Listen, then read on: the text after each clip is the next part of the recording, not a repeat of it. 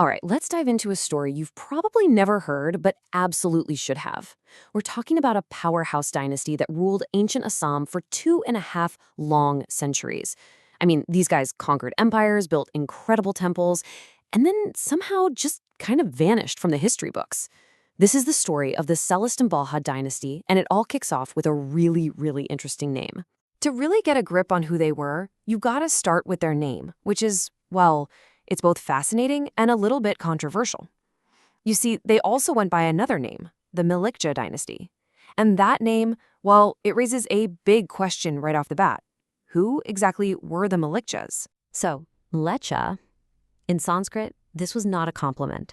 It was a term used for anyone considered, non-Aryan. Basically, an outsider, a foreigner, even a barbarian. But here's the twist. The Salasthambhas didn't run from this label. Why? Because the name was basically a Sanskrit version of Mech, which was the founder's tribe. So instead of rejecting it, they completely owned it. They took this word for foreigner and flipped it into a badge of honor, a symbol of their unique power. So where does this story even begin? Well, picture this. It's around the year 650 AD. The old Varman dynasty has just collapsed, and there's a huge power vacuum. And right into that chaos steps one very ambitious man. And that man's name was Salasthambha.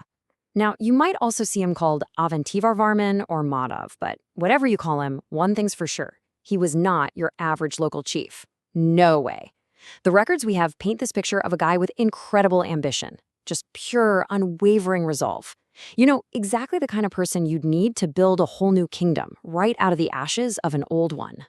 And believe me, the ancient records did not hold back when describing him. They called him a tiger-like king. I mean, just let that sink in. It gives you this incredible image, right? A fierce, powerful ruler that you absolutely did not want to mess with. And this whole idea of him embracing his roots, it was right there in his official title. There's this amazing historical source, the Bargan copperplate, that calls him Mlechchha Dynasty.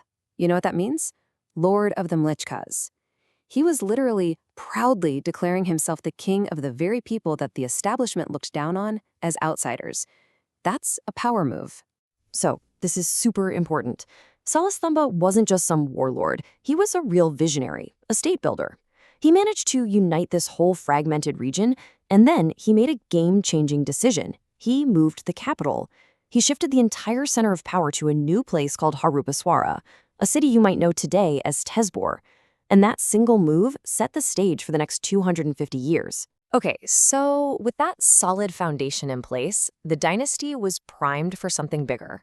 Fast forward to about 725 AD. A new king, Harshadeva, takes the throne, and under his leadership, well, this is when things really take off. The kingdom is about to hit its absolute military peak. I mean, the transformation under Harshadeva was just massive. The dynasty went from being, a respectable regional power to a full-blown imperial force. Their influence started stretching way, way across eastern India. In his campaigns, they were just relentless.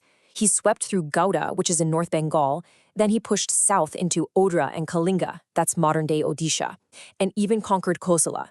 But listen, this wasn't just about grabbing land for the sake of it. No, this was a strategic masterstroke. He was creating a massive empire and giving his dynasty control over crucial trade routes and territories. And you might be thinking, okay, but is that just them hyping themselves up? Nope. We know for a fact this isn't just a local boast. There's actually a Nepalese inscription from a king whose father-in-law was Harshadeva, and it gives him this exact title, Lord of Gauda, Odra, Kalinga, and Kosala. Having that kind of external proof, that totally cements his legacy as a legendary conqueror. But the greatest dynasties aren't just remembered for the wars they win. They're remembered for what they built.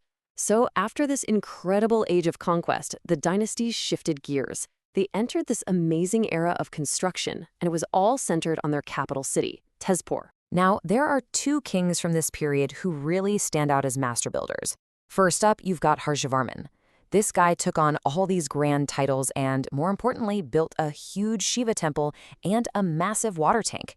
Then he was followed by Vanamala Varmandeva, who kept the momentum going. He even rebuilt that same Shiva temple, making sure its glory would stand the test of time. And Varman, man, he was clearly a larger-than-life character. There's this inscription, the Parbatia Grant, that compares him to heroes from the epic Mahabharata. It says he was as strong as Bhima, the literal embodiment of might, and as skilled in battle as Jishnu, the unbeatable archer. People back then seriously saw him as a living legend. And you can still see their legacy today. It's literally carved in stone all around Tezpur. The ruins, the temples that are still active, like the famous Mahabhairab temple, or that huge tank, the Hazarika Pukari, these are real, tangible connections that take us right back to the grand architectural vision of the Salasthambha kings. But you know how it goes. All great dynasties eventually come to an end. And the funny thing is, the end of their stories seems to be just as unique as the way it all began. The very last king of the line was a man named Tyasinha. And what's fascinating is that the records don't describe him as some defeated, broken ruler. They call him an illustrious chief. So it really looks like the dynasty didn't crash and burn in some big, bloody war.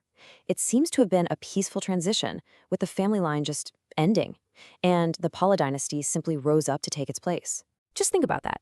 250 years, from 650 all the way to 900 AD.